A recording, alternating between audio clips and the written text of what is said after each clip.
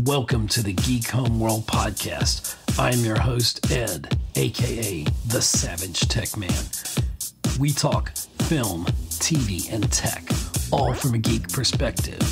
You can find us on X, Instagram, Facebook, and you can subscribe and follow on YouTube at Geek Homeworld. Don't forget to subscribe wherever you get your podcasts. Be a part of the Geek Homeworld. Greetings. That's usually what you say. Greetings. Yes, you gotta put some authority in it. Greetings. And welcome to a interesting live stream, totally unplanned for all of you out there. We had a few false starts, but like anything in life, other than my microphone placement here, which is a little bit off, I get that out of the shot. We are here for a live episode. It won't be long. This is our episode 177 of the Geek Homeworld podcast, a live stream, and we're doing JoeFestUSA tomorrow, which is actually today. Saturday. What's today? Yeah, Saturday and Sunday. And besides all of that, I have my first in-studio guest in several years, and you're literally there. See, there's my hand. I don't know if you can see. Don't try to hold my hand. That's me over there. So yes, and I'm like Robin Williams. I'm so excited. I dropped a log. Oh dear! Don't drop any logs here. I decided to mix my last bit of what is it? It's not rum. Whiskey. No, bourbon. It was a coffee bourbon that they make locally here in Augusta that I love. And I mixed it with my unsweet tea. I won't do that again. No, that's never good. So drink responsibly or don't drink at all. The only alcoholic tea... I put vodka in some sweet tea one time. That was a mistake. So, but the only alcoholic tea that really works is Long Island iced tea. Uh-huh. Here's the wrong sound effect. Let me find it. Nope, that's the wrong one. Nope. You can't hear that. Can't hear it over there. Okay, man. I'll stop playing with the sound effects, but you get the idea. So anyway, we're here talking about JoeFest, which is... explain JoeFest to everyone. It's a G.I. Joe themed toy and collector convention. Okay. And it's here this weekend exclusively. Friday it started. Well, technically it's after midnight. Yeah, it started Friday night. And it has like a 2 or 3 hour little thing on Friday, and I'm not sure exactly what that entails because this is the first time I'm attending. Right. And same here, first time for me as well. So. And, did I properly... I don't really know what to expect other than, I've watched a few YouTube videos, so I know what the show floor looks like, and I've looked at some posts on Instagram, so I kind of know a few things that are going to be there. Yeah, and I saw Toy Galaxy was there with... Pixel Dan. Yes. And so hopefully we'll get a chance to hobnob with them a little bit, maybe. Yeah, with some of the people we see on Instagram and YouTube as well. So how's it feel to be in my expansive new studio here? Oh yes, it's great, man. You need to get you some of those sound foam pieces to go on the wall. Yeah, the walls are still bare, so the sound isn't perfect yet here in the studio, but and I've got all my art and stuff. I've got to figure out where I'm going to hang it, and that'll certainly help with the acoustics. Yeah. And you know what I was thinking, man? You probably need some kind of partition between the sides of the table here, and that might cut down on, some stuff. Right. Not that you guys are hearing... Right. Well, we everything, but we have some delay. If everything goes right, that's why we're testing the stream here because if you can see our setup here, it's we're basically using 2 computers, so there is a delay, but I don't think from what we checked that it's in the signal. So hopefully this YouTube video, the podcast, the audio, hopefully it's not will echoey. Sound well. Hopefully y'all aren't hearing that, but right. it's a little odd because of a little bit of delay.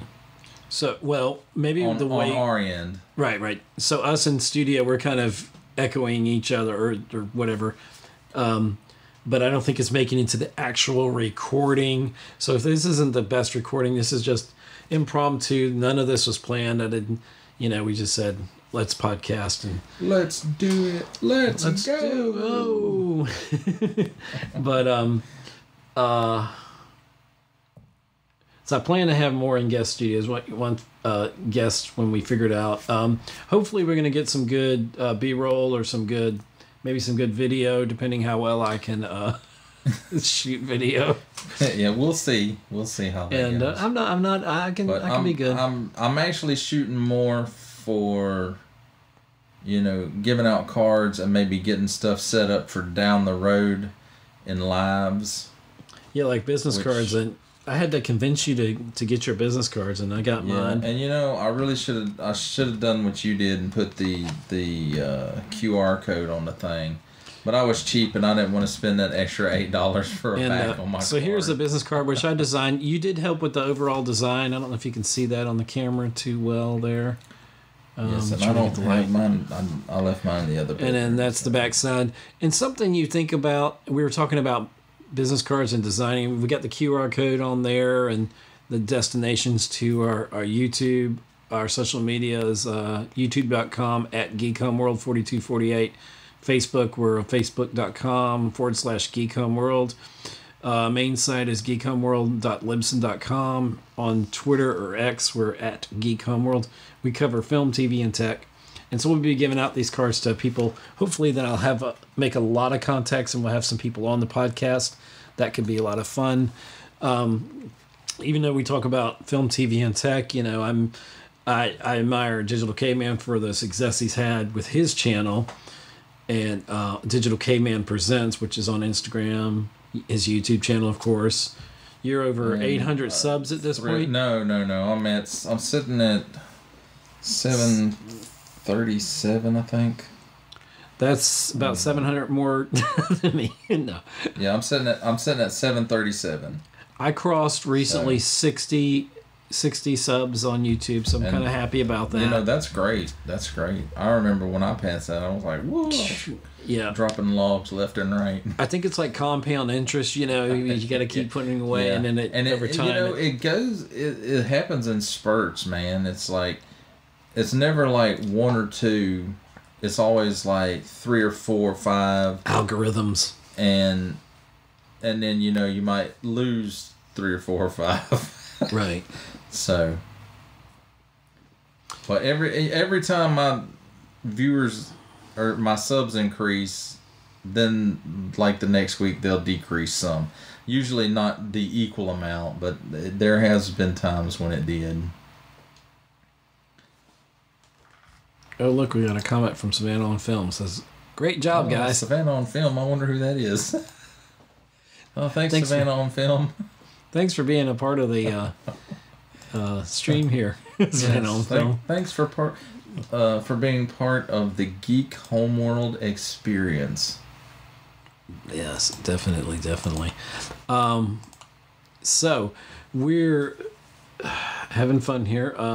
We're a little subdued. I just thought about it. Maybe that's what you should start calling your live streams. The Geek Homeworld experience. You heard it here.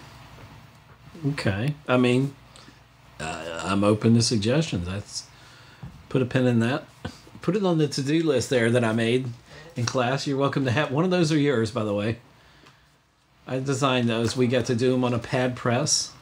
A to-do list. Yes, it's simple, but you don't need complicated. When you need a to-do list, But just a little. I could have put my logo in there. No. But yes, you could have. But instead of just like a to-do list, you could have put boxes on one side for check marks. I could have. I like check marks. But I was just learning how to do that in class, and that was much more difficult than it looks like in the finished product. Everybody thinks graphic design is like super easy. It's not. You just don't pull out your laptop and draw it out. You can, but once you get better at it, you can. But it's usually a bit of a process, and it was learning a process. So it's fun.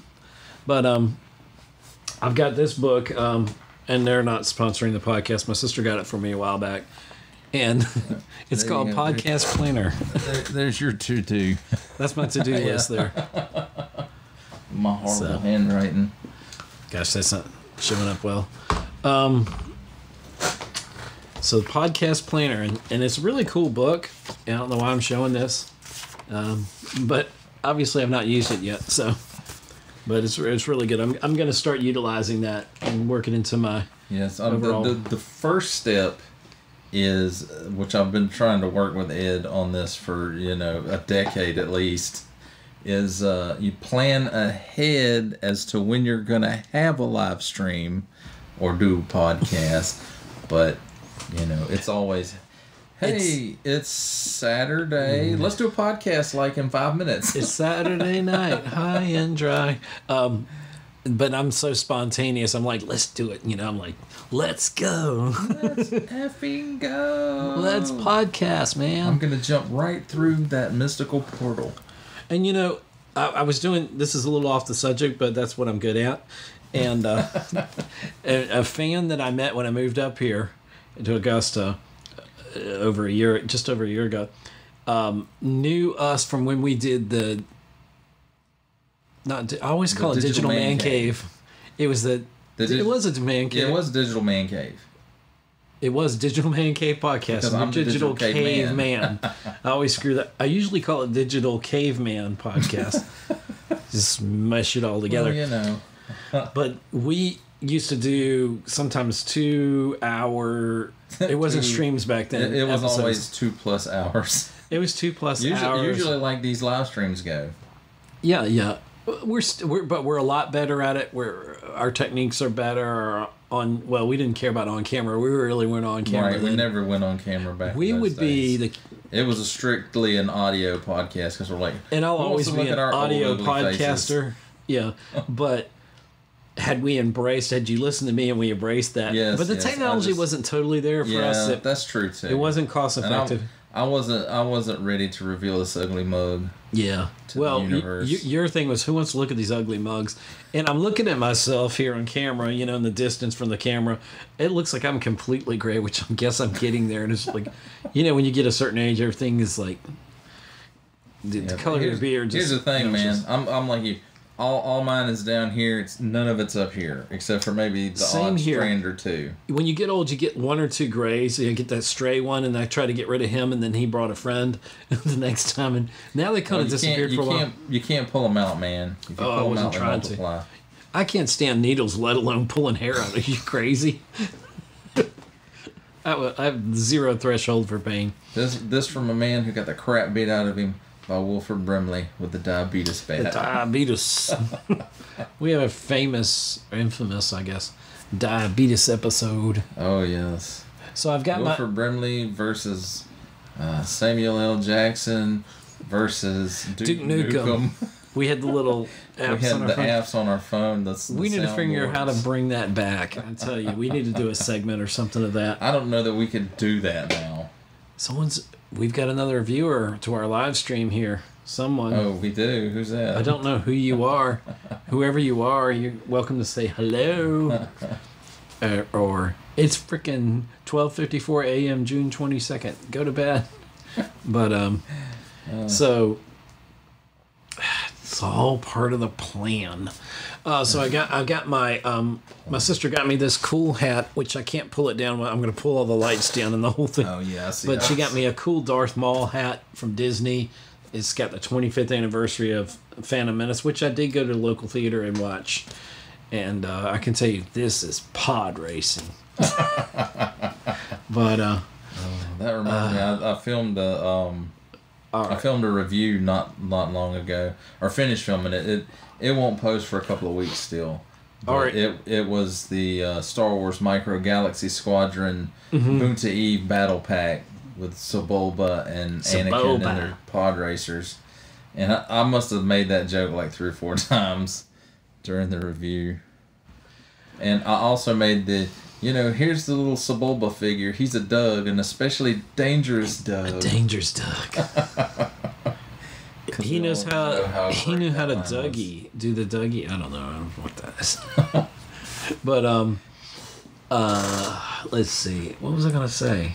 Something profound and important. No. I'm sure. So I've got my Geek Homeworld shirt that you convinced me to get. So I'm glad I got that. I convinced you to get. That was your birthday present, man. That's what I mean. You after you gave it to me, you.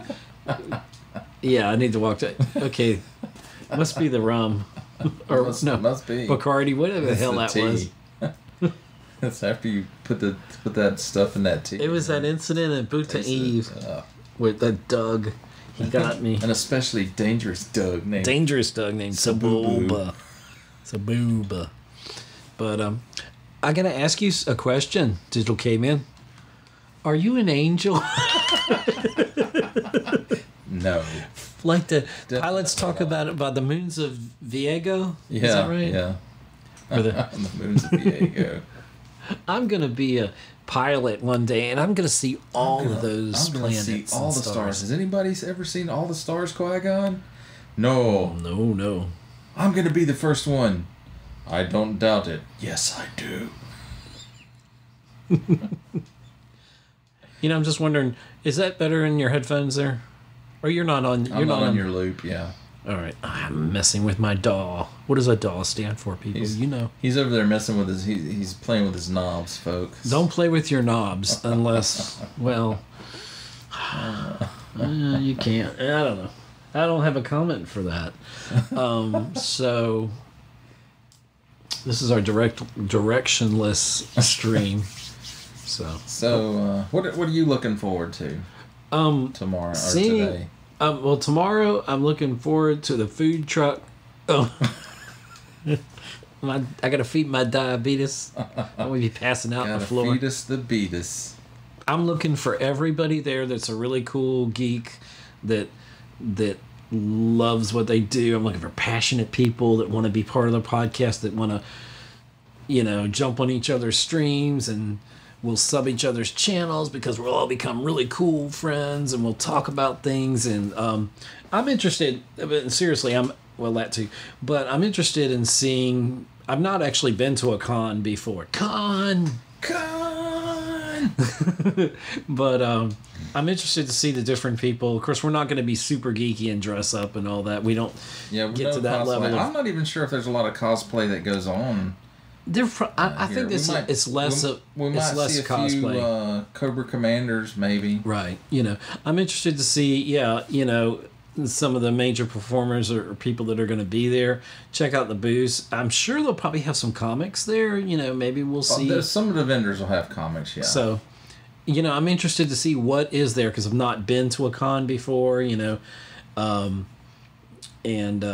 interested to see,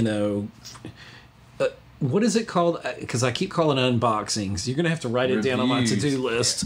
What it is your channel does exactly. And you can tell us, since this is also an audio podcast, you can tell us what you're writing. Oh, you can't speak and... No, I can't talk and write at the same time. You can't talk and write at the same time? It's reviews. I do reviews. Oh, well, that's easy. I review myself here on the podcast. We review film, TV, and tech. And I'm looking for someone who's a creative, putting that out there, who reviews tech, that might be interested in doing something like that.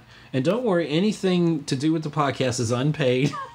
You're going to get no kind of appreciation. I've been doing this with Ed for off and on for many years. We've known each other. You told me recently our friendship's older than episode 1. It is. Remember, you said met in... That's been 25 years. So 99. We met in 99? Yeah, we met in 99 before episode 1. No, it had already come out in theaters, but hadn't come out on VHS yet. So, episode 1 predates us, technically. But not by much. We'll just call it the same time. So, as long as... Yeah, we'll lie. We're writing our... Because I think it was still in the theaters when we met. Yeah, and films sometimes, I think, stayed in theaters longer back then. Yeah. 99 was a damn good year. on the film, though. But 99 was a damn good year for film because we had Matrix, right? Was that 99? That was 99. That's the one I remember from 99. Crap. And there were some other good films. Somebody was talking about 99 as a year of film, and it was a pretty damn good year of film. I'm curious to look up what films. Let's ask Google. Okay, Google, what films came out in 1999? It was a pretty damn good year of film. Oh, sorry. Feedback. I've got my phone there. I'm just going off here. Talent of Mr. Ripley. The Insider. I don't know what that was. The World Is Not Enough. James Bond. Oh, that was Brosnan's last, wasn't it? No. No, he had one more after that. He had Die Another Day. The World Is Not Enough. Die Another Day. Was that the name of it? That sounds right. Yeah, with Halle Berry. Because The World Is Not Enough was the one like the media empire guy was trying to take over the world. Which actually was pretty good. I like. It had Denise Richards in it. And is that the one that had the Asian lady in it too? And they had that whole motorcycle chase, or was that the next one? The World, something about the World Tomorrow or something. What was the one about the World Tomorrow or something? Now I've got to look that up. His last one was the one he did with Halle Berry. There was not much coming out that year. Okay, well, it's not showing me. Let me see. Now I've got to look that up. Okay. Pierce Brosnan Bond films by year. Because The World Is Not Enough, I think, was his next to the last one. Okay. And then remember, his last one was the guy from North Korea. You are right. The World is... Okay, let's start... Okay, back in 95 was GoldenEye. Then we had Tomorrow Never Dies. Oh, and GoldenEye, Sean Bean was in that one too. Who? Sean Bean. You're right. He was the bad guy. He was 005? No, 006, excuse me. Yeah. Still one of the best all-time video games. The only reason I bought the 64, other than the Star Wars game. That was the only reason to buy an N64. What was GoldenEye? It was GoldenEye. And so we had Tomorrow Never Dies. Then we had The World Is Not Enough. And his last one was Die Another Day. Die Another Day. So he got... See, that was the one with the North Korean guy with the diamonds in his face. And Halle Berry was in it. And she drove that new Ford Thunderbird. Right. Then we had 3... And he drove an Aston Martin. We had 3, 4... We had 5 Bond films by... after that by Daniel Craig. Yeah. Casino Royale, Quantum of Solace, Skyfall, which was the best. Spectre, that was not as good. And then whatever the last one was. And No Time to Die. The one thing I will say, I haven't seen the last one yet. But the one thing I will say about the Craig films that I liked, they kind of all had an overarching storyline. They were connected. They were in a continuity. Yeah. Together. And they were more visceral as films. However, I will say Casino Royale, I didn't like it. Because it was too far off of what I expected from a Bond film. I was a little let down by that because we came off, we actually got to the point with the gadgets and all, which we've grown up on. But the thing is, I almost, without putting it in the same tier as the Batman movies, the original Batman movies, by the time we got to Batman and Robin, how cheesy that got, we were getting that way with the Pierce Brosnan films by Die Another Day. Almost They were. But, that's what you expected from a Bond movie. Crazy gadgets, the tongue-in-cheek double entendre sexual references, especially when it comes to character names. Did you know Judi Dench was in 8 Bond films as M? I didn't know that. That's probably the most. I think it was. As M. Because I saw an interview with her recently. And because Ralph Fiennes did it in the Craig movies, but there was only 5 of those. Right. But anyway, so we had... And he wasn't even in the first one till the very end. Well... Because remember, Judi Dench was in Brosnan's last Bond and in the beginning of Casino Royale, she was M. She was there at the end of it. She was there. No, she was there through Skyfall, if I remember correctly. Because wasn't Skyfall when they blew up the M's headquarters, the MI6. Was it Skyfall? I think it was. Yeah, I'm pretty sure. See, now I got to look that up. Damn it. Judi Dench's appearances in James Bond films. Okay. Yep. No matter which film it was, Ralph Fiennes replaced her at the end of one of them. Okay. Damn it. Okay. Fictional character played by... Overview. Yes, M. Okay, show her. Yes, okay. Blah, blah, blah. She was so good in those films. Played by... How do you do this? Overview. Nope, that's not what I'm looking for. Well, she brought a tone of... I don't know, maybe authority to the film. A tone of seriousness, I suppose. Oh, here we go. Well, now we're going to go through the list of M's because you opened it. Bernard Lee from 62 to 79, John Huston, 1967, David Niven, I didn't know that, 1967, Edward Fox, 1983, Robert Brown from 83 to 89. Those ones were all during Roger Moore. Judi Dench from 1995 to 2015. And then Ralph Fiennes from 2012 to 2021. How is that possible? How did they overlap? I have no idea. Maybe we had two M's. I should know that. But wasn't it at one point where she was kind of off the grid? He was M and she was off the grid. Yeah, probably. More than likely. But anyway, while we're on this subject, I don't know how we got on who's that. your favorite Bond?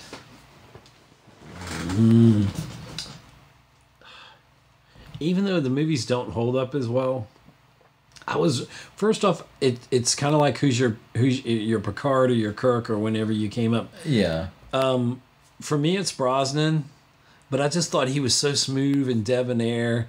I had watched him on Remington Steele a little bit. I remember. And he was supposed to get Bond earlier in the 80s, but his wife got sick. Yeah, and I think she later died. He kind of, I won't say fell off the grid, but he kind of retired a little bit to help take care of her. He did, but I think that might have come after, if I remember correctly, because he was under contract to Remington Steele, and that was still a hit. Or at least a moderate hit at that point. And they didn't want to let him out of the contract so that he could go ahead and star in Bond. And honestly, by the time he became Bond, it was almost like Palpatine, Ian McDiarmid. Yeah. He had aged into the role a little bit better. Yeah, because if he'd have took it over, earlier in his career when he was on Remington Steele, he could have played that part for a long time because he was pretty young. At least he was pretty young looking. Right. In Remington Steele. But then I'm kind of glad that he waited, because if he would have gotten it after Roger Moore, he would have gotten those Timothy Dalton movies, which are okay, but not really Bond. Yeah, they're not great. They're not great. I feel bad for Timothy. The Living Daylights. Timothy Dalton, that he got stuck with those three. And another one. There was 3 of them. Yeah. I think there were 2. A View to a Kill. No. Living View to a Kill. I know my View to a Kill was Roger Moore, because that had Christopher Walken in it. And as good as Christopher Walken is, that movie, and Grace Jones, because it had the only... Maybe it was... Here's the trivia. Okay. It is that, because that was 1985, the #1 song, the only Bond song to go to #1, A View to a Kill by Duran Duran. I know my music. Oh, yeah, I know my Bond films. Duran. But, dude, watching that film, it is so 80s, A View to a Kill. They all are. They are very... Dude, but they're very dated. But all Bond movies. But some of the early Roger Moores hold up better than that one, because I think you get to a point where you kind of play it out and it gets cheesy, just like Batman and Robin was cheesy. And then you had to have what I wanted to say earlier when we got to not Pierce, but who's the last Bond? Daniel Craig. I attribute his version, like Casino Royale, of him taking over Bond to being like Batman Begins to what it was to Batman and Robin. It was kind of a bare bones, back to basics, realistic. And that's what they intended for it to be. And they did that. And I understand that. But again, the first time I watched it, and I was just like, this is not a Bond movie. Right. Where's the gadget? He did have the car, because he drove Aston Martin in that one. And I always attribute Aston Martin to being the Bond car. Of course, because it was, that very first Bond movie with Sean Connery. Yeah. He drove Aston Martin. Was that Live and Let Die? No. God. No, Live and Let Die was... My brother-in-law would know this like the back of his hand. He's a major Bond film, a fanatic. Bond films. Hold on, let's see what's happening here. What am I trying to do? I'm trying to find it. Talk amongst yourselves while I find it.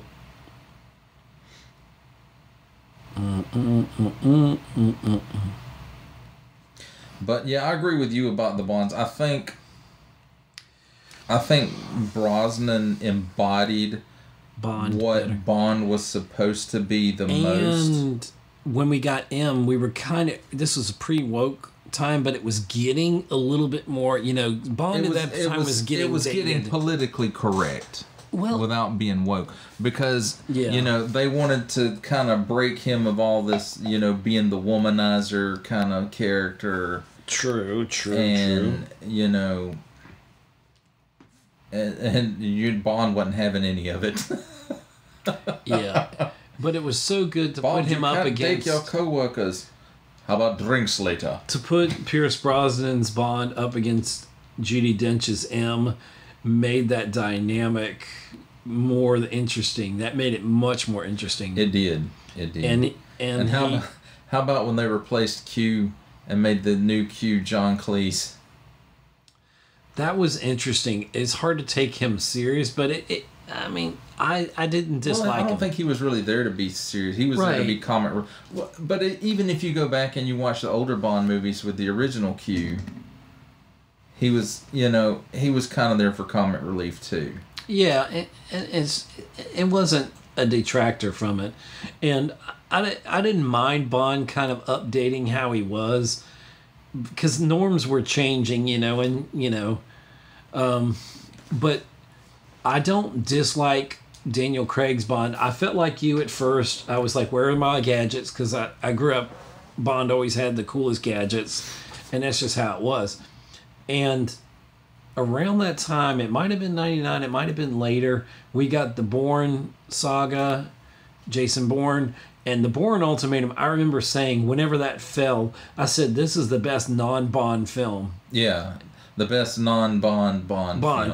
Just like I say about, what was that, Seth MacFarlane's, we were talking about it at dinner tonight. Orville was the best. The first couple of seasons it's the best modern Star Trek.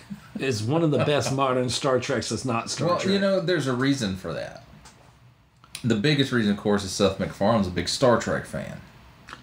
Yes. The second reason for that is a lot of his production crew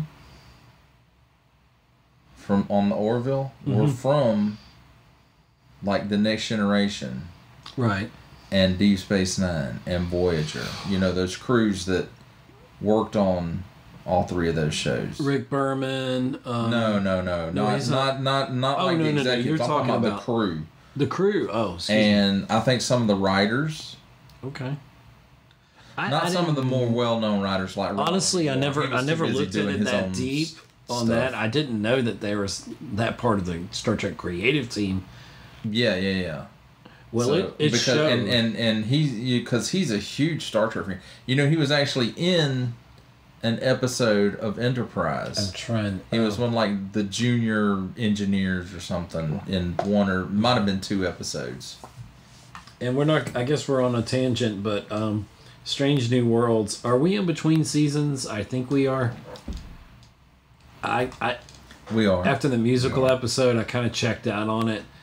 And well, then you got a few to watch still. Yeah, but I still liked it when it started out. So, what season was that? We were in the second season? We're fixing to go into the third. When it starts back up, we'll go into the third season. And in Discovery, I never missed you, so good riddance. Yeah, I'm glad it's done. Discovery was They couldn't even get me back to watching that show, even though they teased. We're going to show you finally what the Breen look like under their helmets. And I was like, I don't give a crap. What did the Breen look like under their helmets? I don't know. I didn't watch it. Oh, okay. Nobody knows. Nobody watched. Nobody. No. The Breen toward the end of the Dominion War were a big part. Oh, yeah. You remember the dudes that wore the helmet looked kind of like... You remember Return of the Jedi when Princess Leia wore the bounty hunter disguise? Those guys that had the helmets that looked kind of like that? Right. Oh, I remember the Breen. I like But it was always an on-show joke in Deep Space Nine. Nobody knows what they look like. Nobody knows what their home world is like. The Breen kind of reminded me... I don't know why they reminded me of the Hirogen a little bit from Voyager. I don't either, because those characters are nothing well, they're nothing like them, but I don't know. Not even somehow visually. No, not digitally, but... I didn't say digitally. I said visually. I'm sorry. I'm hearing you 40 times in my headphones, so I just went whatever. It sounded like a word. I feel like I'm in interrogation here with all these damn lights I got in. But I have to look good. I'm ready for my close-up. I'm ready for my close-up, Mr. DeMille. Okay, so we talked about favorite Bond actors. Okay. What's your favorite Bond movie? Favorite Bond movie? I'm gonna be what's the word? Cheesy, whatever. I don't say. GoldenEye is up there. GoldenEye. Skyfall was damn good. Javier Bardem or whatever his name is was creepy in that movie. But that's very good Bond. This is kind of how I have to look at it. But I can't say, a Roger Moore movie is better than a Sean Connery movie. I kind of have to judge them by, period. And of course, we all know that George Lazenby in his one movie is like the worst. Even though it should have been better. Was that on His Majesty's Secret? On His Majesty's Secret Her Majesty's Secret Service? Which, it sucks because in that movie we had Telly Savalas playing the villain Blofeld. You know what I liked, but the Roger Moore films do not hold up. They really don't. None of them do. But I love the whole idea of space. I've always loved space and space shuttles. Moonraker? Moonraker, I really liked it as a kid. As an adult, I don't like it. It's hard not to say a Roger Moore movie because that's the ones that we grew up on. Exactly. Because by the time it's like if you ask me, I can't tell you the episodes from the original series of Star Trek. I can't tell you titles like I know with the Next Generation because I grew up. I'm a Picard, and I think I grew up in the best time. Yeah. I respect Shatner. I love Kirk, and Spock and all that. You got to remember, man. We didn't have the Next Generation until 87. 87 through 92. So what we really grew up on, or at least I did. We didn't have cable, and we didn't have Star Trek. The original series, we didn't have Star Trek in syndication until... Was it the 90s? I don't know. No. It was in the 80s. It was probably about 86 when they started in our area airing it. Mm-hmm. But before that, it was like, if I went to my cousin's house in Atlanta, there might be an episode of Star Trek on in reruns. But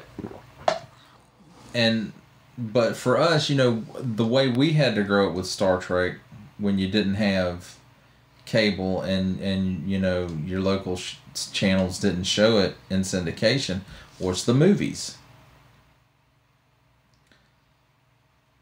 So a lot of my fandom, at least the creation of my Star Trek fandom, had to do more with the movies than the show. Mm-hmm.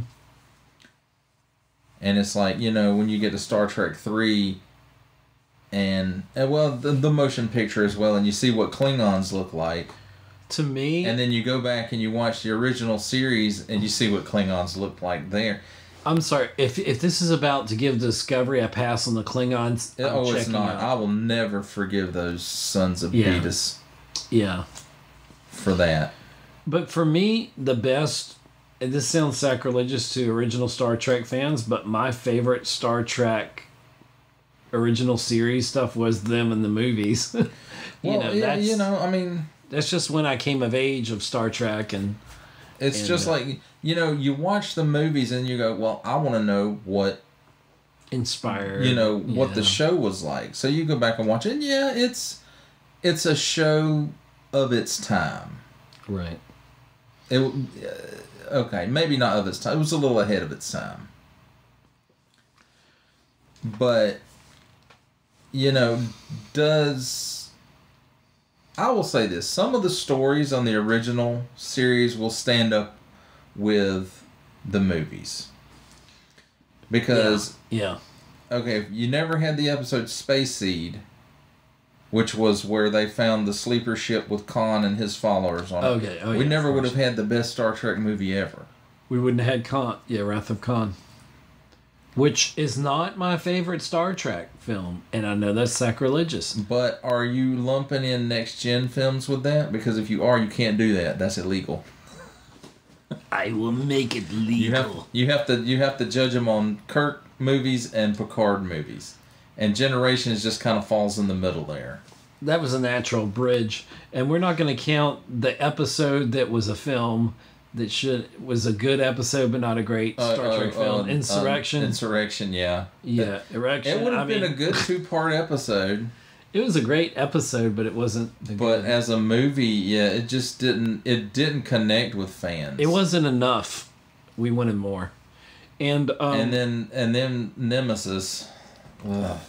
That I find that hard to believe that was Tom Hardy. Bane is Shinzon. Get this though. That's just how good he is of an actor. The crew of the Enterprise, Picard actually. He just recently wrote his memoirs, Make It So. And one of the... Do you have that book? I haven't read it. I want to read it, though. I have the Picard autobiography. But, he just recently published one... Well, he didn't publish it, but you know what I mean. Make It So. Make It So. And one of the anecdotal stories that he told in it was about Tom Hardy on Nemesis. Really? He did not interact with them outside of a scene. Wow. When he was not performing, he was in his trailer. I thought it was a Heath Ledger kind of thing where he was in his mindset, of the character. It could have been something like that, but could he been it was shy? hard for them because that's not the way that cast worked. Right, they were very much a family. Yes. Like the original cast. No, the original cast was not. They really weren't a family? Oh. You had Shatner and Nimoy and DeForest Kelley were kind of a group, and then there was everybody else. They were Superman, Batman, and Wonder Woman, so to speak. Shatner, Nimoy wasn't. No disrespect. Like that, and DeForest Kelley wasn't really like that. It was mostly Shatner had the ego because he was ego. He still is mostly ego.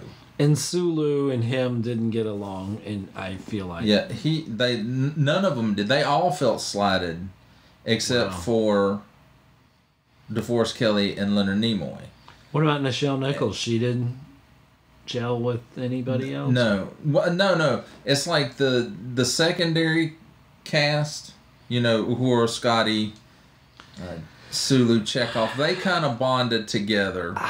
It's kind of like it's like you have the singer songwriters like McCartney and Lennon. You have Joe Perry and Steven Tyler, kind of like that. You have Don Henley, Glenn Frey, and then you have the Joe Walsh on the side, but I still consider them part of the group. Like Nichelle Nichols and Scotty, I would, Her and Scott. But yeah, they were not. It's hard to not say they were on the same level. They were not a tight-knit group at all. Like I said, Wow. Shatner was friends with Leonard Nimoy, and of course, in the later years, that kind of became a strained relationship as well, to the point that Shatner was not even invited to Leonard Nimoy's funeral.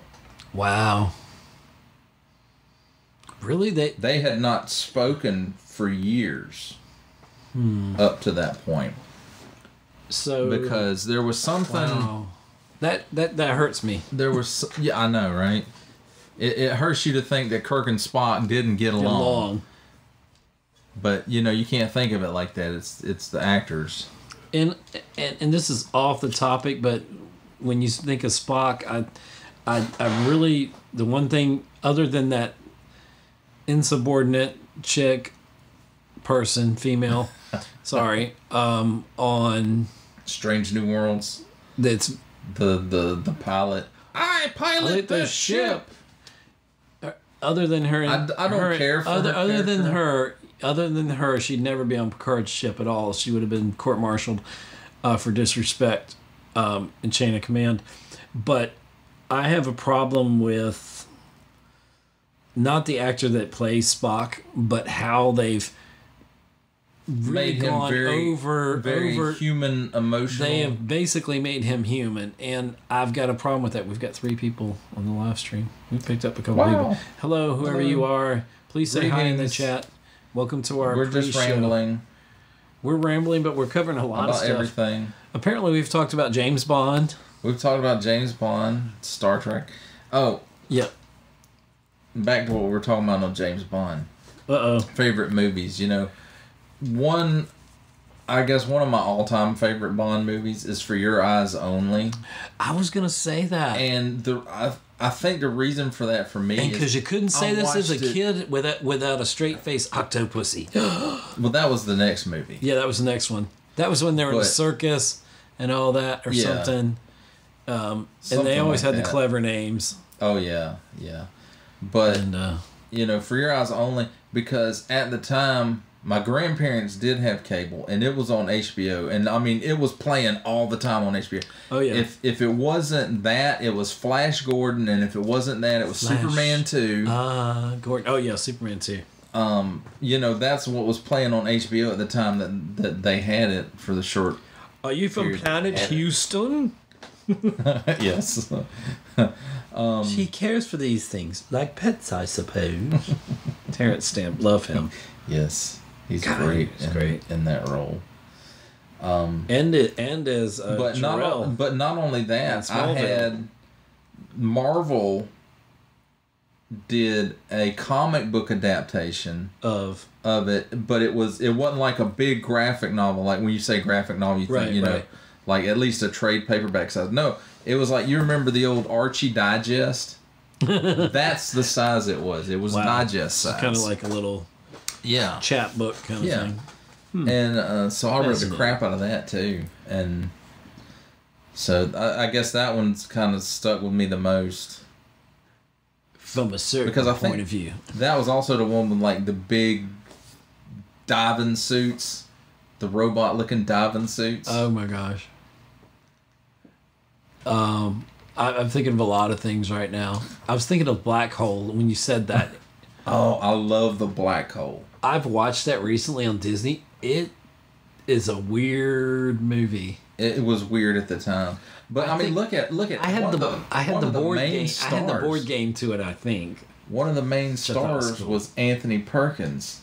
It was, who was famous. Was that his last film? Or one of his No.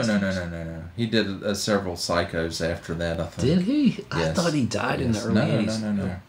They must have brought him back. But yeah, the famous Psycho. Yeah. Anthony Perkins, he was one of the main heroes of the movie. So that, Yeah. Wow. The robots in that movie were cool as hell, though. The robots were cool. I can't remember the names. Maximilian, yeah. And then, you had Vincent and Bob, who weren't as cool looking as Vincent, but... It was just an odd film, and it reminds me of, it was in around, it had to be around the time of when they did Star Trek. It was like 80. I want to say it was 81. It feels as old as the Star Trek the motion picture looks. You know what I mean? And that was made in 78, correct? 79. Well, 79 is when it released. Because you had Star Wars come out in 77, and that's when they greenlit as anything with spaceships, put it on screen. Yeah. Because, you know, they had flip-flopped for a number of years. They were going to do another show because they were going to start a Paramount TV network. Does that sound familiar? Oh, God. We need a Star Trek to start a Paramount TV network. No. And so they flip-flopped, you know, with that idea back and forth. It was a series, it was a movie, a series, movie. They finally decided not to pursue the TV network. But you can't hear that. No, I can't hear that. It was like a little psycho kind of thing. So they decided not to pursue that, and so it became a movie. And that's how we ended up Star Trek motion picture. From Gene Roddenberry. Gene Roddenberry. He was a member of our digital. He was a member Trinity. of our digital Trinity, the great bird of the galaxy. It was obviously the Lucas, the Spielberg, and the Roddenberry, and the Holy Roddenberry. The Holy Roddenberry, and when the Holy Roddenberry passed, but did anyone ever take? I guess no one ever took the place of the Holy Roddenberry. I would almost nobody really took his place. I mean, you had Rick Berman, who was supposed to have been. No, I'm in our digital Trinity. Oh no.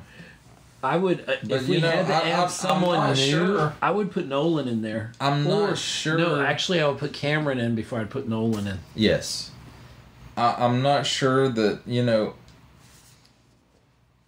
when you don't know a lot of behind the scenes stuff. Mm-hmm. You know, you think Gene Roddenberry is this great visionary who, you know, wanted to improve humanity. But he was a man of his time. And that's the kind of, you know, he kind of played into that. Right. I think to the point that he believed it himself eventually, that he played into it so much. But he was just a guy who wanted to make some money. Because one of the first things that they wanted to do on the show was introduce the Vulcan Idic, infinite diversity and infinite combinations. You know, that medallion that Spock wore, the circle with the pyramid on it or whatever. I don't know if that's exactly how you describe it, but they tried for a long time to talk Leonard Nimoy into introducing that into the show. And while he didn't have a problem with the concept of it, where he didn't want to bring it into the show was Gene Roddenberry only wanted to bring that into the show so that he could sell these medallions through his mail order company. And Leonard Nimoy did not like that. And so he fought for a long time to keep the Idic out of the original series. But of course, you know, they finally wrote it into the show in a way that he accepted it as, you know, part of the Vulcan mythology. The green-blooded goblin. As Bones would say. That's still, you know, Bones has the best line in all of Star Trek. I'm a doctor, not a philanthropist. No, or what? That is not it. No. In Star Trek 3, when they go to rescue him, and Kirk tells him, "Oh, doctor, you're suffering from a Vulcan mind meld." Oh, yeah. And he says, "That green-blooded son of a Beatus is his revenge for all those arguments he lost." Yeah. Son of Beatus. It'll get you every time. So, welcome to our live stream. I'm using my radio voice now, so welcome. Oh, did you use that on the radio when you were actually on the radio? No, I couldn't do that. It takes a lot out of your voice. It does take a lot out of your voice. I was just talking to somebody the other day. They're like, I was like, people always ask me about Savannah on Film. When am I bringing it back? And I'm like, well, it's on hiatus now until I can figure, me living in Augusta, how I can helm Savannah on Film and actually follow everything that happens coming out of Savannah, which right now, if you're in the film industry, there's really not a lot going on. There are people hurting bad. Yeah, I'm glad that the people striking got what they wanted, but I knew there'd be a downturn in the industry and it'd snap back the other direction. That's the thing, dude. The guys in charge are going to make their dineros.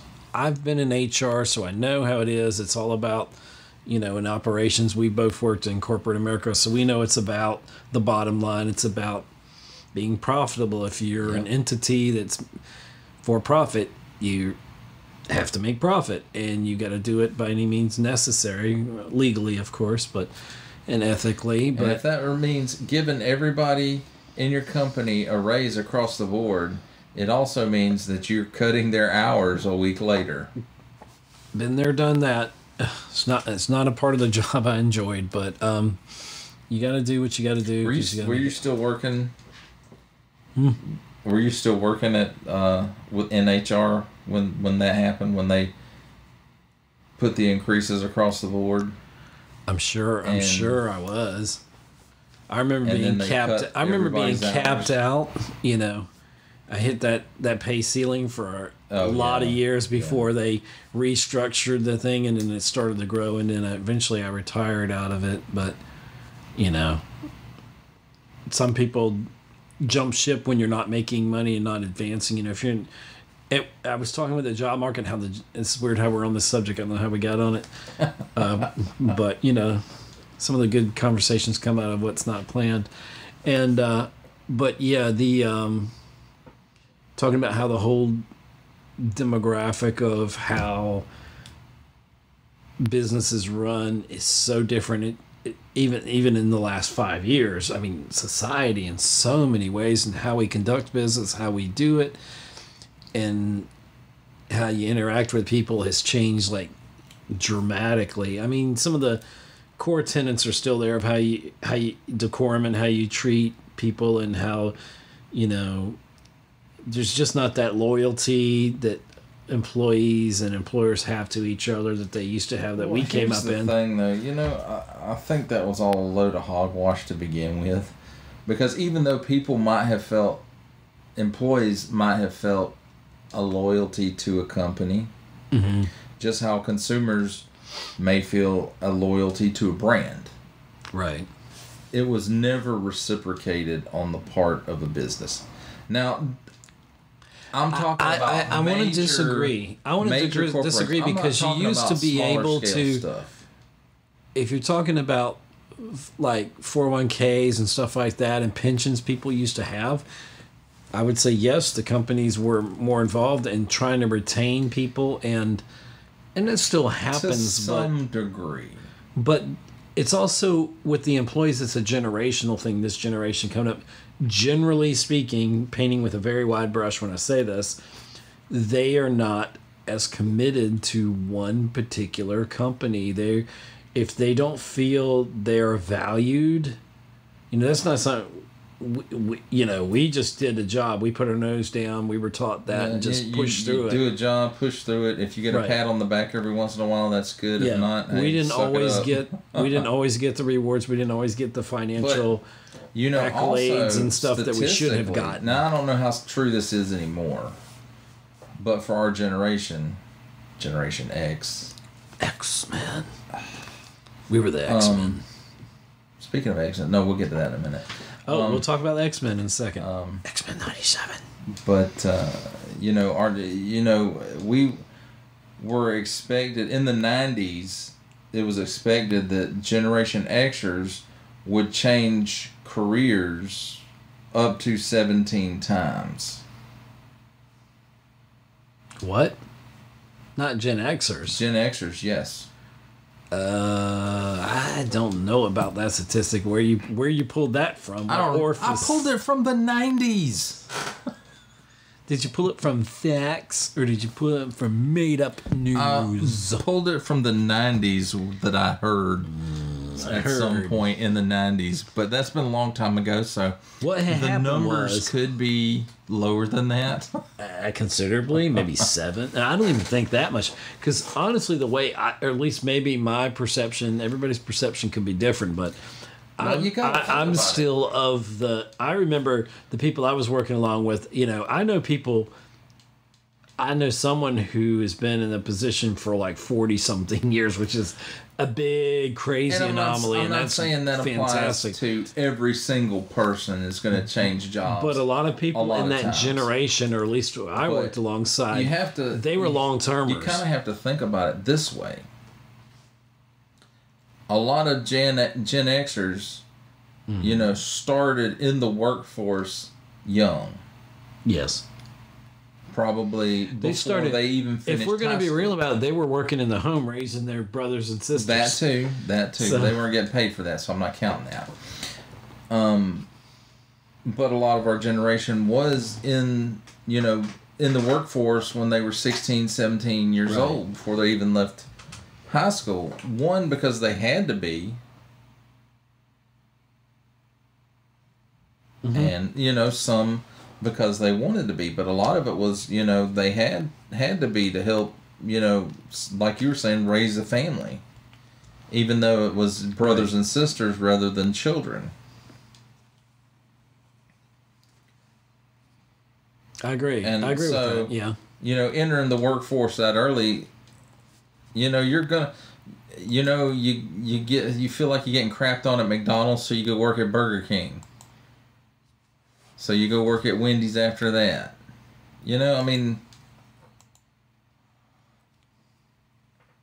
Until a point where, if they were gonna get an education of some kind, they did that and worked jobs through that as well. So yeah, I can see where changing jobs could be a higher statistic. Because you really, when you go back and you look at... Definitely different now. Yes, it's definitely different now. Because this generation, they look at... They're not going to stick around for a decade or more to wait for the company thing to get better, the culture or whatever it is, and they're more than likely just gonna march ahead and go to another job, change industries. I'm learning that to integrate that into kind of what I look into, but it's weird. I'm in a weird time in my life where I'm almost unemployable, just because of my age. And ageism. That is ageism, but I'm not trying to be ageist. It is a thing. It is a realistic thing, and I'm actually at the Nexus. I said Nexus. There's a Star Trek reference. The Nexus. I'm at a nexus of almost having too much knowledge. Experience, yeah. But anyway, back to your Nexus joke. So you mean Whoopi Goldberg is inside you saw what I did there, right? Yes, I did. It's like... You missed my joke. You ignored my joke twice. Oh, I don't know if I heard your joke twice. Say it again. Let's go for a third time. You're the Nexus, so Whoopi Goldberg is inside you. Oh, excuse me. A version of Whoopi Goldberg is inside you. A piece of her soul. I was thinking like an alien. Whoopi Goldberg's going to pop out. Oh, Lord. Man, I wish she'd retire. Stop it now. I'm calling you down before you get political. Joy, what's-her-face woman? We are not going to talk about The View now. They just all need to go away. Nobody's listening for that. I guarantee you that. No one is listening. They all just need to retire. Everybody needs to retire. No. Then there'd be no jobs. AI is going to replace us all anyway, so we're irrelevant. We no longer matter, Picard. We're going to be the backbone of AI. We're gonna. Who said that? They no longer matter. Oh, Magneto in X-Men. Magneto was Charles. Right. They no longer matter. They no longer matter. Did you hear? I was going to mention at dinner. Ian McKellen is talking about coming back for a Gollum movie with Andy Serkis. Yes. He's willing to come back for it. But he said that will be his last. But he's getting up there. He has expressed interest in it. He fell off a stage or something the other day and broke his wrist or something, I heard. Or something like that. Did something. Hurt his pride. I'm not sure. No, he tripped and broke his ankle in the Millennium. He's such a great actor. And, oh my gosh, I'd love to see him, He is. Instead of whatever Amazon has done with Lord of the Rings, they've lost me. I couldn't even make it through the first episode of the Rings of Power. I couldn't do it. I watched it and it was okay. I didn't dislike it as much as other people did. Fallout, on the other hand, it's been bad. For the money they spent on it, it's not a return on their investment. Oh, and they're going into season 2. Well, it's another thing of wokeness gone mad. And I didn't really feel a lot of that while I was watching Fallout. There wasn't a lot of... Oh, Fallout? Yeah. Not at all, no. Fallout, we're switching gears to Fallout. Fallout had so many callbacks to the game, more than I realized. I mean, there's so many Easter eggs, it's ridiculous. And it's done so well. Yes. I enjoyed it, and I didn't get to finish it because I got off track, and you get off track from something. Day. Damn. I would have, but I got too much going on, man. I don't have time to watch anything. Hardly anything, but you know what I did watch the heck out of and podcast the hell out of? X-Men 97? X-Men 97. Yes, I wanted to be there for more of those episodes, but unfortunately things didn't. Unfortunately, I have a friend quite work out. Who works in the industry, and I don't know that he's even finished watching it, so he and I couldn't talk about it. You and I were definitely always talking about it every week, and we did some great streams just talking about some great episodes here on the podcast. So when you subscribe to Geek Homeworld, getting better and better, especially once it hit that, what was it, the 5th episode? The 5th episode where Gambit dies. And Gambit dies, and it, you go, okay, that's got to be the high point of the season. How can they top that? And then here comes the next episode. Jeez. And then here comes the next episode. Now, I will say, let's take that back, because did Jubilee come before that? The Jubilee one came before episode 5? Did it? I think it did. Yeah. It did. Okay. And that's where they started the adversary storyline with Forge and Storm. Yeah. My only criticism in that season is it should have been 20 episodes, and maybe they wouldn't have been as good if they didn't pack everything and almost solve it, like in 30 minutes, do a whole if there had been comic book storyline. If there had been 10 more episodes of it, we would have gotten 5 more Jubilee type episodes. What was it, Mojo World? But what we complain about on Disney Plus, with a lot of the Disney Plus shows, is there's too many episodes on the Disney. Like, they could have taken out 2 or 3 in the middle, because they always start strong and then they get worse. But it seems like in the middle, it's like with movies, they sag a little in the middle. So if you compact those down, then you get. But I feel like with X-Men 97, you had the first 2 episodes, which were really high ramped up. They were episodes. They were blowing my mind, and I'm like, and then especially as a Cyclops fan, 3, which was the Goblin Queen episode. Yeah. And then you had episode 4, which was Mojo Vision / whatever the other Life Storm Death story, Life Death Part 1. Yeah. And which I will honestly tell you, I don't think they did that storyline justice. They rushed through that one, especially because it was like 2 half episodes, so a whole episode. And they wrapped it up way too quickly. Yes, I felt like especially with they her treated powers. Like in the comic books, it was years before Storm got her powers. I tell you, in universe, it might not have been season 1 of X-Men 97. I felt like they were like, we're gonna punch through all these storylines as quick as we can because we don't know we're getting the second season. That's what it felt like. And that's how the original series was. You got to look at a lot of the best storylines they already covered in the animated series. Yeah. Because, very well. You know, at least my opinion, you know, up through like maybe the mid-90s, that was... Oh, it was top of my list. So, I mean, I never and I'm talking about the comic book stories. Now, you went a little further with that. I never expected them to come back and do X-Men, update it, and continue it at the same time. They walked like the perfect line. I mean, it's almost should be taught as a course of how you write. Take a classic and update it. And update it, make it relevant to the new days while you're still capturing that feel of the 90s. A lot of people had issue with Morph. And I mean, I know I was one of them after, you know, they released, you know, some of the bios or whatever before the show even came out. And I was like, they did Morph what?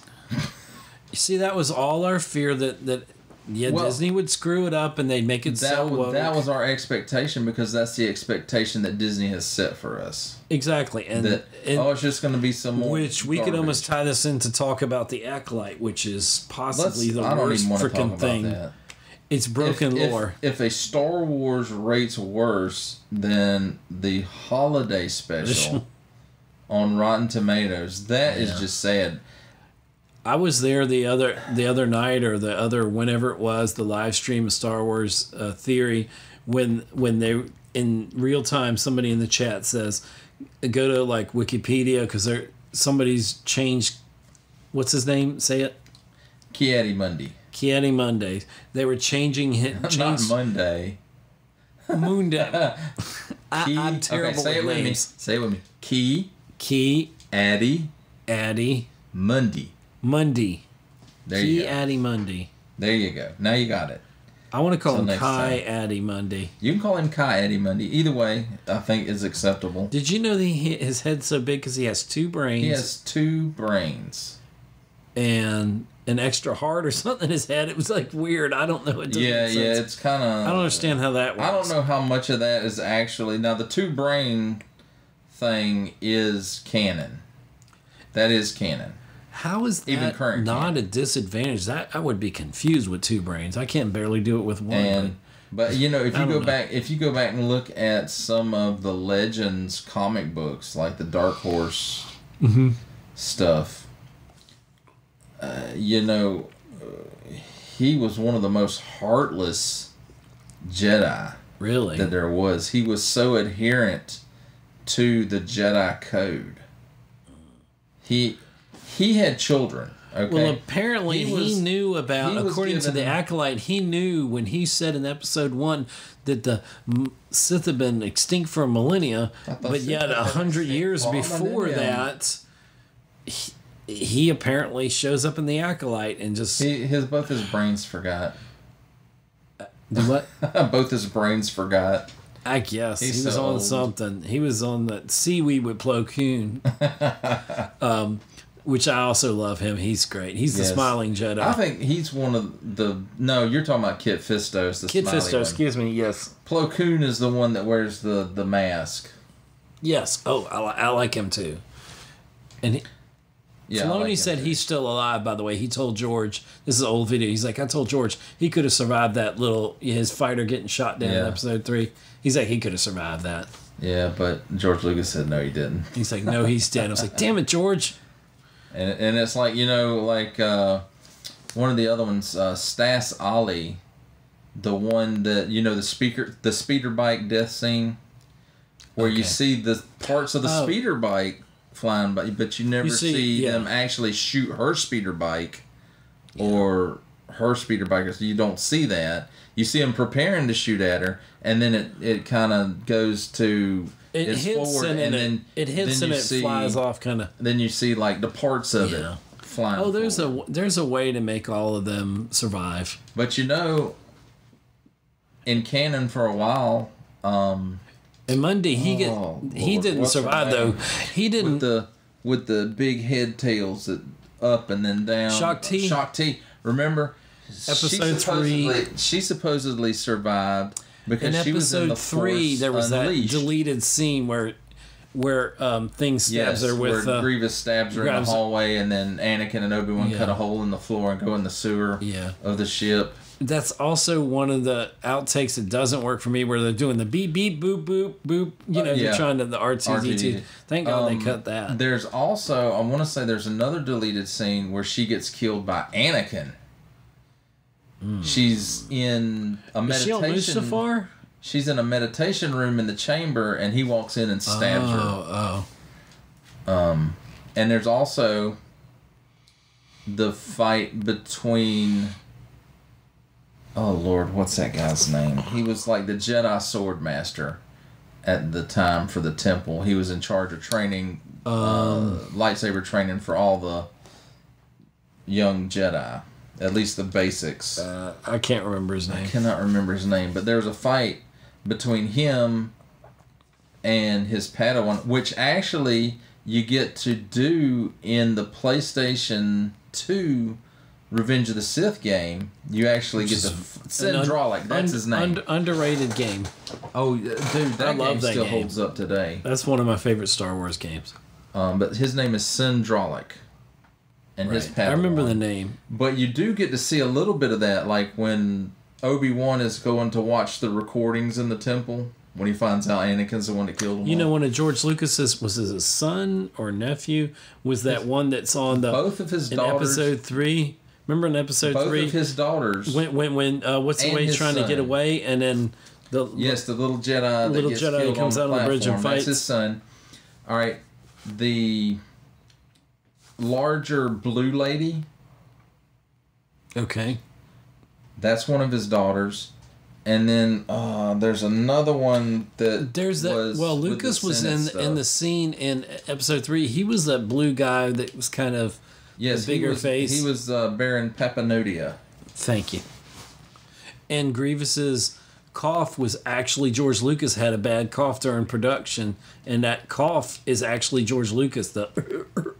Did Grievous see that? I didn't know that. I remember that factoid. Now, I remember that they told Genndy Tartakovsky when he was doing the Clone Wars cartoon, the 2D animated one.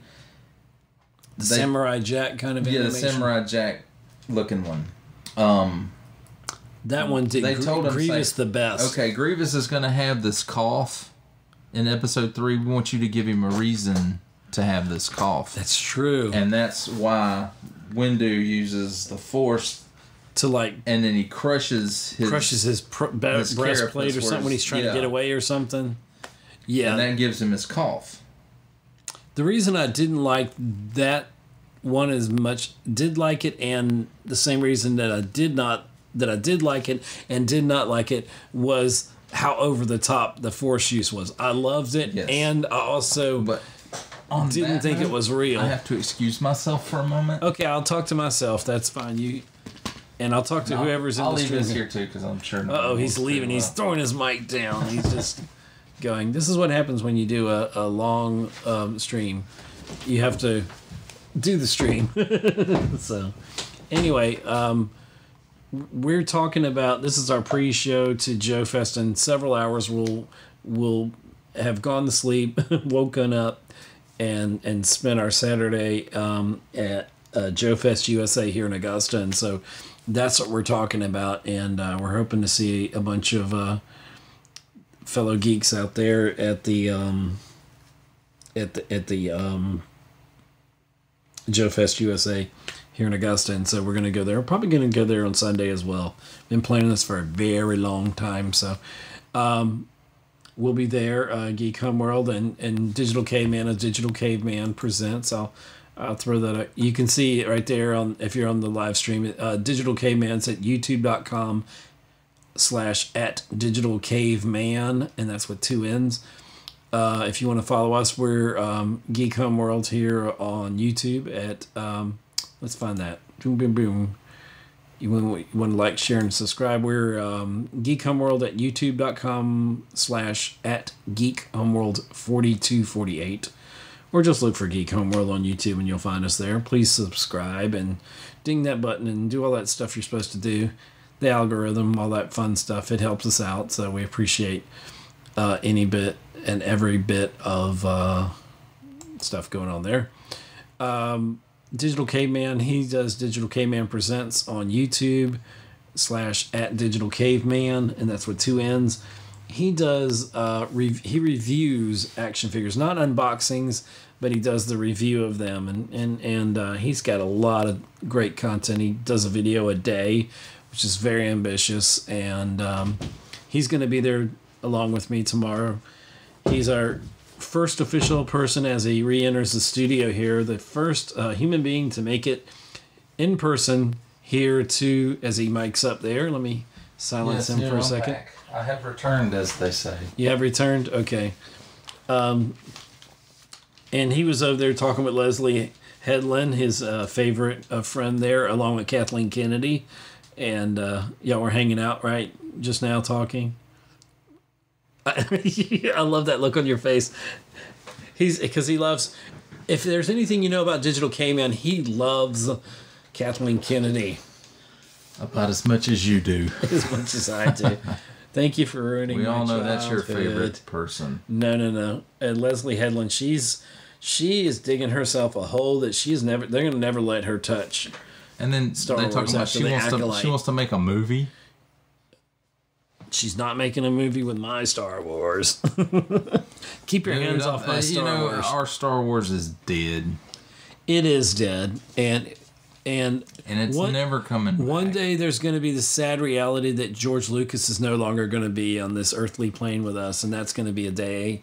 Well, I mean, as far as Star Wars goes, that might as well be true now. It might as well be true because he's not coming back, and if he was, it would just be a token thing. And honestly, I'm going to be honest with the fans. Star Wars fans, we can be very... We're our own worst enemies. Exactly. We can be very detrimental to the future. We can be worst enemies. But I think now we've gotten enough taste of what Disney has done to ruin Star Wars. They've done some great things like, help me out, Rogue One. Yes, so we know they can do Star Wars work right. The first couple seasons for me, the second season, the Luke Skywalker part showing up, and even if it was digitally enhanced, whatever you want to call it. Are you talking about the end of Mandalorian? You know, but then there's so many more things they've screwed up with it, and I know they're trying to right the ship. I'm going to be there through the whole process of them, and a year from now or two, maybe we'll be saying how great Star Wars is and its return to glory. I don't really hope that's the case. I hope it's the case. But it's not been the track record. Yeah, I don't have high hopes for that to happen. I don't either. I'm almost to the point that, I'm facing the fact that Star Wars is dead. As I know it, it's done. It's gone. And honestly, I'm facing that with Star Trek. There's still a glimmer of hope with Star Trek, but I will say this. I had enjoyed every single episode of Strange New Worlds. Right. But for the most part, I enjoy it, and it feels like they're trying to get it back on track, but keep some of these newer ideas into it. I don't mind you going into the what's been established with those characters, but do... with all genre, all fandoms, do respect the original way the characters were. And yes, your characters can evolve, but please write them the way they should logically go. Yes. Don't subvert our expectations. Yes, we don't need none of that crap. Be creative enough to take that character and grow that character in a way that makes sense without disgracing what made that character great, what made the fans love that character. And that goes for all of them. That's not just Luke Skywalker that's been assassinated, and we could go a laundry list of who they've done to. What's kind of sad is the best modern Star Trek show that we have is a comedy. Lower Decks. I think is the best modern Star Trek show. I'm not a big fan of that. I mean, I've never really watched it, but How do you know you're not a big fan of it if you haven't watched it? I'm not a fan enough to watch it. How about that? You need to watch it. Maybe I do. Maybe I do. But you just have to remember that it is a comedy. It's not to be serious. Am I ready for? I do. There is comedy in Star Trek, but as a it's comedy always been per a se, component of Star Trek. Yeah, but I don't know, and I'm not saying no. You know, I'm pretty open minded on a lot of things. There's a lot of films and TV series that people hate that I like. You know, I can find good in most things, so I probably would like it. You've got to be a pretty special show for me to find the time to actually spend watching it, because there's so much out there. Look, now. Lower Decks, I don't think you'll regret it. And you do somewhat have to watch. I don't know how I like the two characters. They're bringing him into Strange New Worlds. I don't remember the guy and the girl that came into Strange New Worlds from I don't know how I feel about that. Mariner. It feels like breaking the fourth wall, and that's not something we do in Star Trek. And I know that sounds old and dated, but it just doesn't. It doesn't, like the musical in there didn't feel like Star Trek to me. Yeah, I'm not the biggest fan of that musical episode. Number one, I'm not a big fan of musicals anyway. I mean, it's an okay but I have been dragged. I don't hate them. I just don't go out of my way to watch them. I have been dragged to my share of musical films or programs and learned to appreciate them, but it's not my favorite genre. So, and then number two, we're still messing with the Klingons. Yeah, you can't mess with the Klingons. Just get the Klingons Was it meant to be in jest that the Klingons were a boy band? Yes.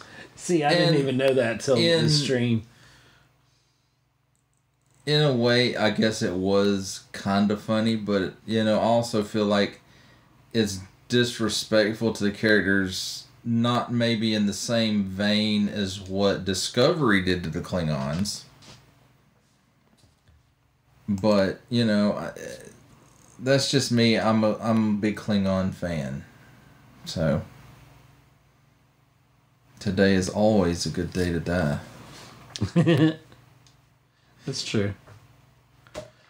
So. I don't like when people mess with good stories that are already told. When you already got a good story, I'd rather you just, like, we've kind of, you and I have come to the point where let's leave the Skywalkers alone. And here's the thing. Because there's nothing you can add to it. If you can make that kind of stuff work for the story. Yeah. Then I won't say I don't have any problem. I don't have as much of a problem with it. I have a much less problem with it if it works for the story, if it works for the character. If it's just shoved in there just because you want it in there and it doesn't serve any purpose at all other than checking off boxes, then it doesn't belong. I agree. The first thing about entertainment, whether it's music or movies or, whatever the format may be, it should be to entertain. Oh, yeah, I can't. It should be a good story, or For me, it's all about the story. You rise or fall on that story. If the base of it is not good, you can add all this other crap to it you want to, and it's not going to make it better. It's not going to make you any more money, because I'll go ahead and tell you. Let's take Star Wars, for example. Oh. Okay, your target audience for Star Wars should be, people who grew up with the original trilogy and the prequel trilogy and the Clone Wars. Right. Okay, and maybe to a lesser extent Rebels as well. I enjoyed Rebels as a whole. Rebels. When you look at it as a whole, I enjoyed it. Now, like the first season, kind of not as much, and the art direction takes a little bit of getting used to. Yeah. But the people who are fans of these core Star Wars things, that should be your target audience. Yeah, is that usually going to be white males or males in general? Yeah, yes, I don't know if I heard this somewhere. I feel like I did, so I don't know if it's necessarily an original thought right now, but somebody was referring to the writers are basically they're millennials, basically the newer writers, I would say, and they're from a different kind of age of storytelling. They're a different mindset. And a different mindset. I get that. So However, what they're writing, it doesn't work. I agree. But and it's not what the majority of fans are looking for. Your audience, okay? These woke, gender fluid, whatever you want to call them. I mean, you guys know what all the swapping that we're doing. Okay, they're trying to make that group the target audience. That is not your audience. They don't give two craps about Star Wars. They're not going to feed your merchandise machine.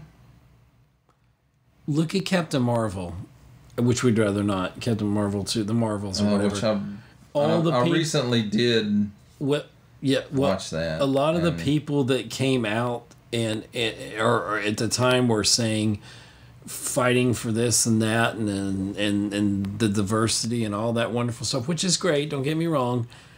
None of those people showed up in theater to support that film. Exactly, that's not the target audience for that type of movie. So to me, if I'm going to bat for a cause or a movie or whatever it is, a comic, whatever, the TV show, whatever it is, film, whatever, if I'm going to be saying we need to do this and this and this and I'm pushing that agenda, I think it just makes reason that I would go and support it with my money. But it is, they don't care. They just want to ruin it.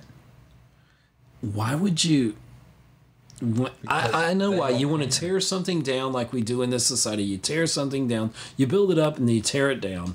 And then so you can build something new. And I get that. That's like a cycle of life or whatever. But, again, just if you're going, audience. It comes down to this. If you want to make something that's woke, that's different, that's fine. But just don't take established characters. Create your own thing. Start your own storyline. A prime that is different. A prime example of what we're talking about right now is the 2016 Ghostbusters. I enjoyed it, but I'm going to say a caveat. To disagree with you. I didn't enjoy it. I did not find it an enjoyable watch. But I didn't realize how much it was off the mark until I saw Afterlife, which was damn near perfect. Yes, that was perfect sequel almost. And the Frozen, what was the last one? Frozen 2? Oh, Frozen Empire. Frozen Empire was good, but I think they should have. It wasn't as good as Afterlife. Afterlife should have ended Ghostbusters. It was better than Ghostbusters 2. Yeah, but I'm at the point. Say that. I agree there. Actually, I literally put it Ghostbusters, Afterlife, Frozen Empire, and then Ghostbusters 2. Yeah. That's how I put it. But, I think the 2016 Ghostbusters is a perfect example of what we're talking about.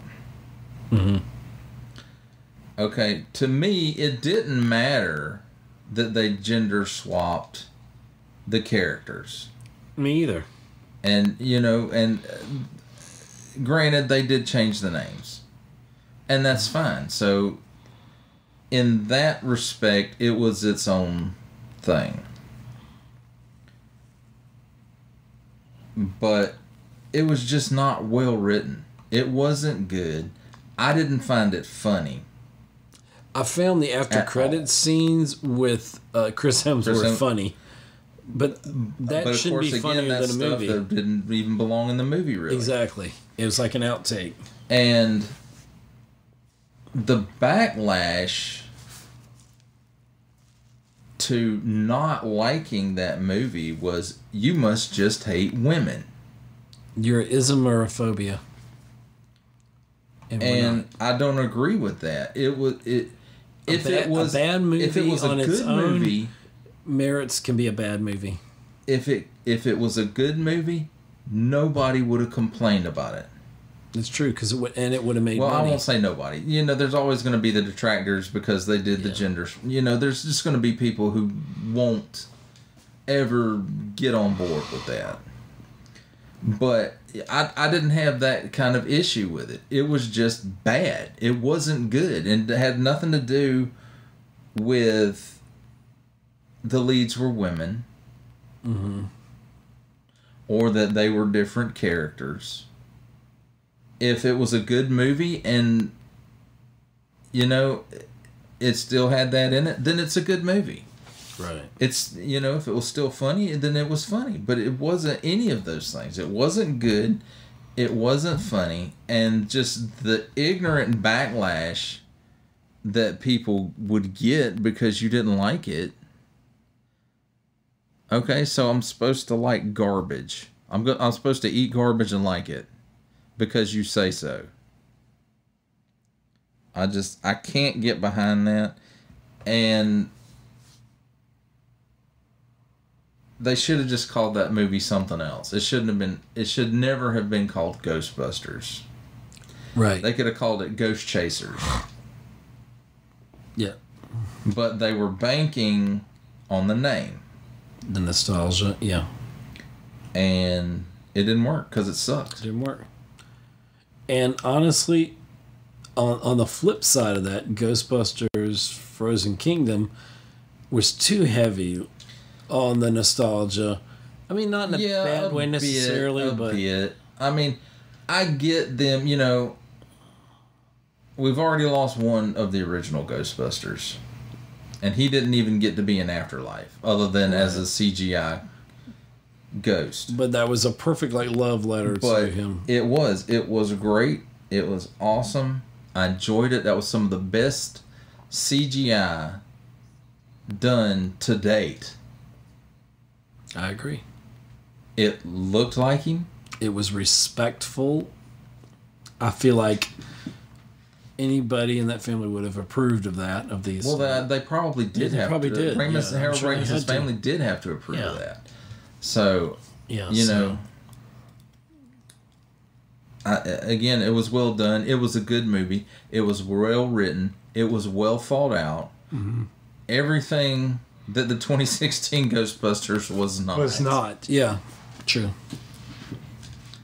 And, you know, I'm sorry, just because it has women in it, I'm not automatically going to, oh, yay, it's great, it's awesome, even though it's not great at all. Because it's still about the story. You're not there for the representation, you're there for the story. A good movie is a good movie.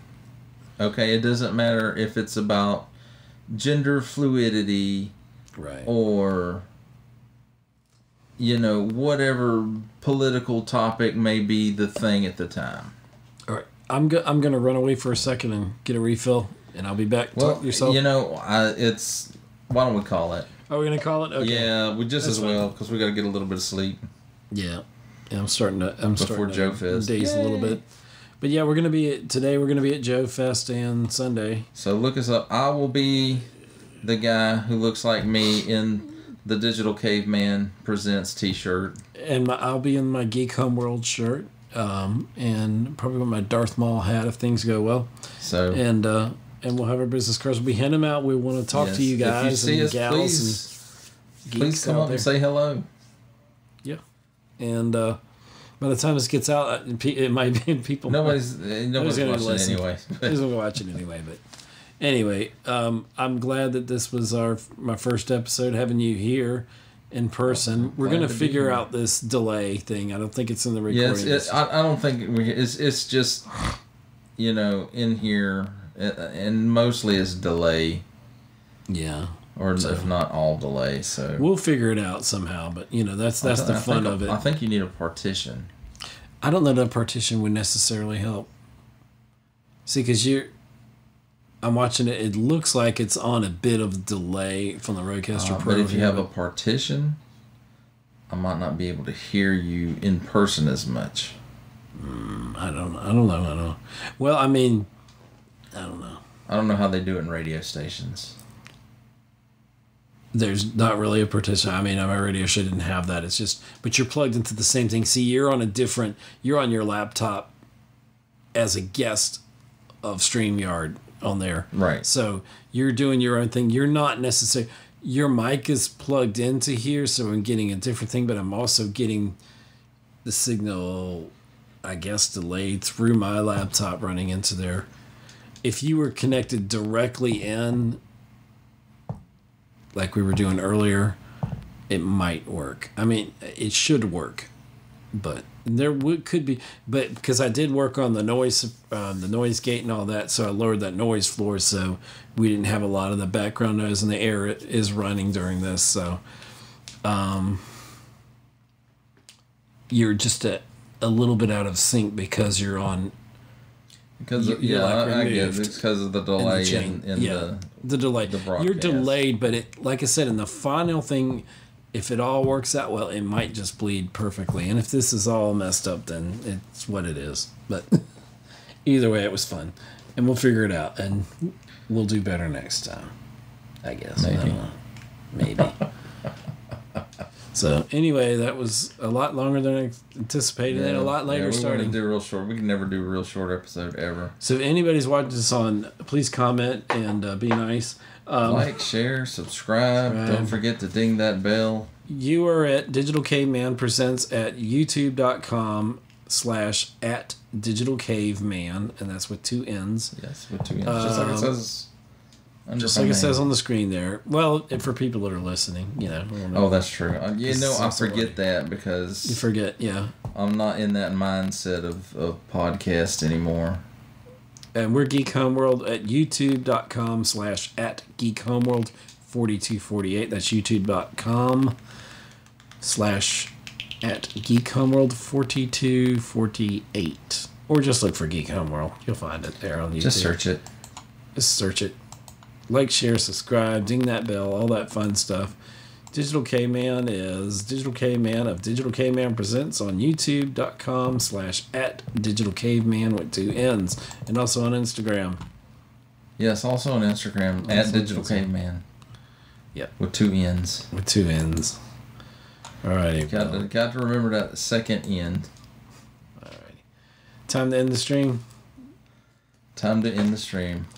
Adios. Oh, I gotta play the exit outro. So my outro, which is really my intro, but I'll cover your intro, it. Outro. Yeah. So if the podcast works that well, and I probably won't edit this, but whatever. Anyway, bye. Wave goodbye. Goodbye. Thanks for listening to another exciting episode of the Geek Homeworld podcast with your host Ed, aka the Savage Tech Man. Remember to follow us on X, Instagram, Facebook, and subscribe to our YouTube channel. Thanks for being a part of the Geek Homeworld.